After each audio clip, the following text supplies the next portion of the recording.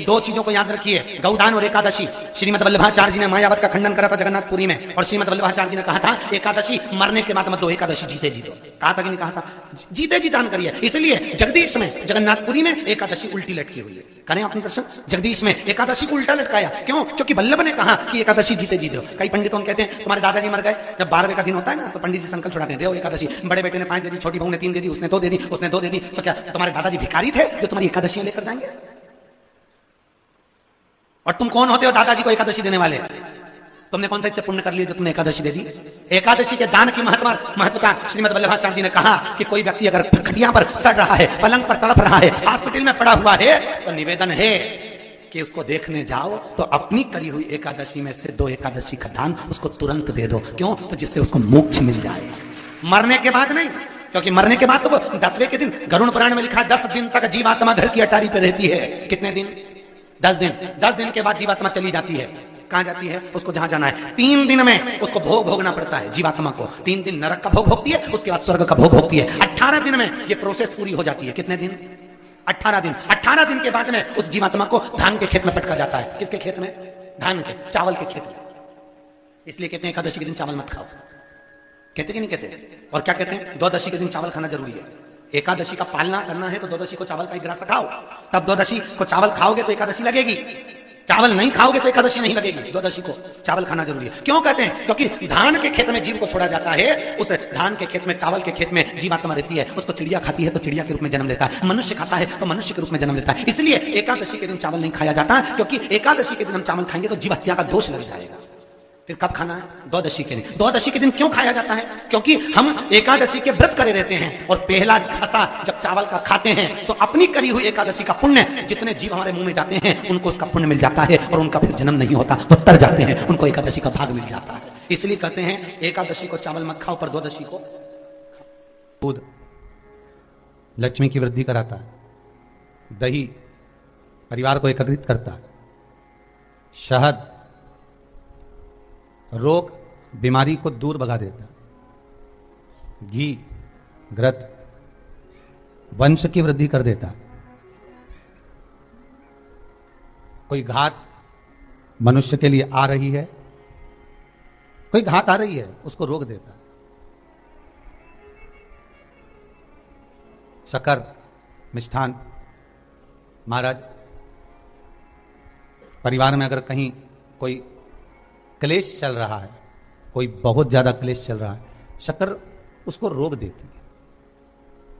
शिव को समर्पित होने वाली एक एक वस्तु, शंकर को समर्पित होने वाला एक एक पदार्थ, शिव को समर्पित होने वाली एक एक चीज भगवान स्वतः स्वीकार कर कर जीवन का एक आनंद सुख देते। मारने के लिए आतुर हुए शंकर भगवान के सिर से एक पसीने की बूंद पृथ्वी पर गिर गई। गिरते से एक धधकता हुआ अंगारा, लाल धधकता हुआ अंगारा ग्रह एक पुत्र के रूप में जन्म ले लिया। पृथ्वी से हुआ, इसलिए मंगल कहला गया। धधकता हुआ।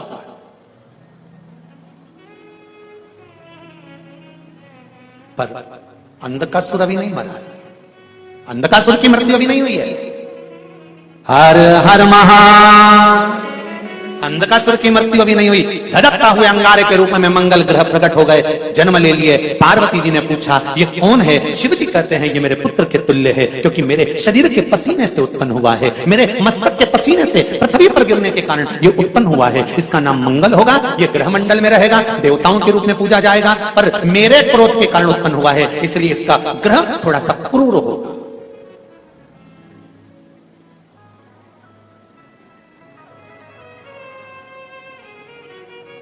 एक बात बहुत ध्यान से सुनिएगा, विवाह, शादी, संतान प्राप्ति, विवाह के बाद में विवाद, या किसी नए कार्य के लिए आगे बढ़ रहे हैं और उसमें अड़चन आ रही है, तो एक बार किसी ज्योतिष आचार्य के पास जाकर पूछना, वो बता देगा या तो मंगल या शनि कुछ ना कुछ, कोई ना कोई क्रूर ग्रह तकलीफ दे रहा। ज्योतिष आचार्य के पास जाएंगे, वो कहेगा। जितने भी ग्रह हैं, चाहे राहु हो, केतु हो, मंगल हो, शनि हो, बुध हो, भौम हो, सूर्य हो, ये सारे जो ग्रह हैं ये शंकर भगवान के शिवलिंग के पास में विराजमान है। शिवलिंग के पास में विराजमान। कभी मौका मिल जाए, विवाह शादी में देरी हो रही हो, या कोई नया कार्य चालू कर रहे हो उसमें देरी हो रही हो, या कोई सर्विस के लिए नौकरी के लिए जा रहे हो और वो कार्य नहीं हो रहा हो, तो एक धतूरा, केवल एक धतूरा, उस धतूरे को फोड़कर उसके अंदर का फल निकालकर उस फल को शिवलिंग पर चढ़ाकर एक लोटा जल शंकर भगवान को समर्पित कर करेंगे। दिन होना चाहिए मंगलवार। कौन सा दिन होना चाहिए? जम के बोलो जरा, मंगलवार। समर्पित करो। उसके बाद में आप विवाह के लिए अगर समर्पित करे हैं तो विवाह में देरी नहीं होगी। व्यवसाय और व्यापार के लिए या नौकरी के लिए समर्पित करे हैं तो उसमें देरी नहीं होगी। आपने पत्र में लिखा है, गुरुजी चरणों को कोटि कोटि प्रणाम। शिव महापुराण की कथा की महिमा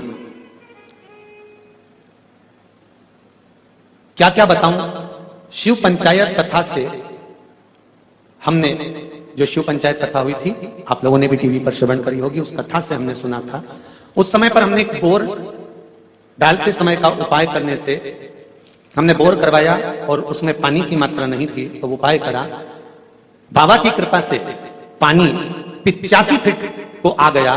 5 बेलपत्र पानी के तांबे के लोटे का डालकर धतूरे वाला प्रयोग का स्मरण किया और शिव की कृपा से वो जल 85 फीट पर अच्छा मीठा जल प्राप्त हो गया। ये शिव की कृपा है। बैठिए रेड्डी जी, बैठिए। हर हर महादेव। श्री डी सारिका डी शंकर संगार रेड्डी तेलंगाना से। ये शिव की उपासना, ये शंकर की करुणा। आप अगर दिल से कर रहे हैं कोई उपाय, आप भगवान शंकर की आराधना अगर दिल से कर रहे हैं, भगवान शिव की आराधना आप हृदय से कर रहे हैं, तो ये निश्चित है कि शिव दिल से सुनेगा जरूर। तेरा ही दिया मैंने खाया पिया है, तेरा शुक्रिया। इतना सुंदर प्रश्न है। एक बार माता पार्वती जी ने शिव जी से मां गंगा के घाट पर एक प्रश्न किया। थोड़ा सावधानी से सुनिएगा इस प्रश्न को। पार्वती जी भगवान शिव से एक प्रश्न कर रही हैं गंगा जी के घाट पर। बाबा, मेरे मन में थोड़ा सा संशय है, उस संशय को मिटा दीजिए। क्या संशय है? आपके हृदय में संशय कौन सा है? क्या संशय अड़ गया आपके हृदय में जो आपको बेचैनी हो रही है, चैन नहीं मिल रहा, शांति नहीं मिल रहा? क्या संशय?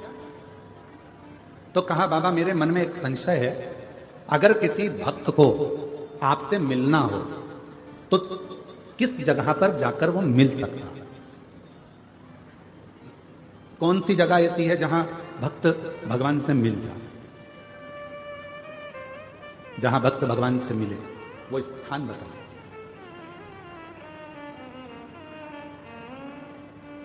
जैसे अपन कहते हैं ना कि अगर आपसे मिलना हो तो आपका पर्सनल नंबर कौन सा है?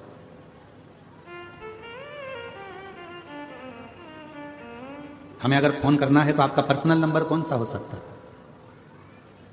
तिवारी जी, विजय प्रसाद तिवारी जी, आपका पर्सनल नंबर कौन सा है? नंबर ही नहीं है। तो जो साथ रहते हैं उनका तो होगा। शंभू बड़े सरल है, बड़े साथ। तो कहते हैं किसी से अगर मिलना हो तो उसका पर्सनल नंबर पूछा जाता है कि आपका पर्सनल नंबर कौन सा है। अगर हमें बात करना हो, बहुत जरूरी बात हो, तो आपका नंबर मिल सकता है, प्राप्त हो सकता है। ये बॉटल बांटने वाले भैयाओं से मेरा एक निवेदन है कि पीछे जो लोग धूप में बैठे हैं, मेरी जीजियों, आप लोग तो पानी की बोतल साथ लाए हो ना, बोलो तो जम के। तो जो पीछे धूप में बैठे हैं उनसे निवेदन है कि यहां बाटल ना देकर जो वनवासी आदिवासी क्षेत्र के मेरे बहन भाई धूप में बैठे हुए हैं, आप उनको बाटल दीजिए पानी की और उनको प्रदान करिए।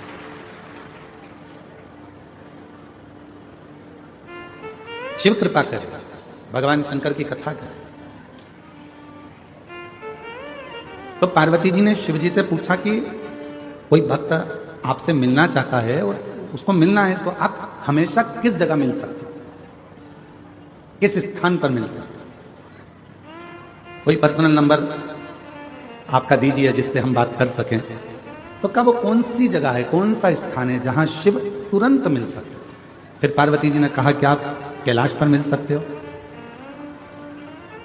तो भगवान शंकर ने कहा कैलाश पर मिल तो जाऊंगा, मना नहीं है मिलने के लिए, पर बात इतनी सी है, जिसके पास में पैसा होगा खर्चा कर कर, जिसका शरीर सही चल रहा होगा मेहनत कर कर तो कैलाश तक पहुंच जाएगा।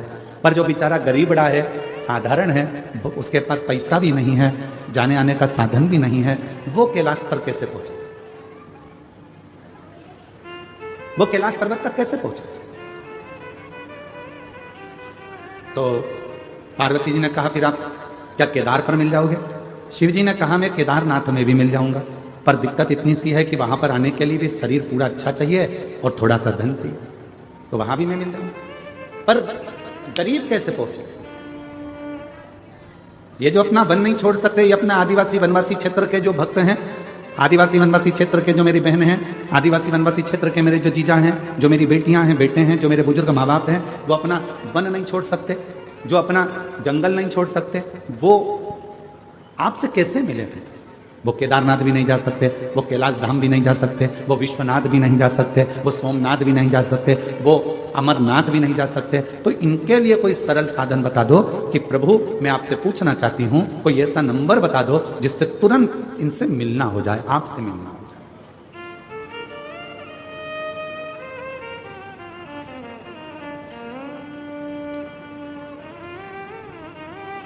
कोई ऐसा नंबर महाराज?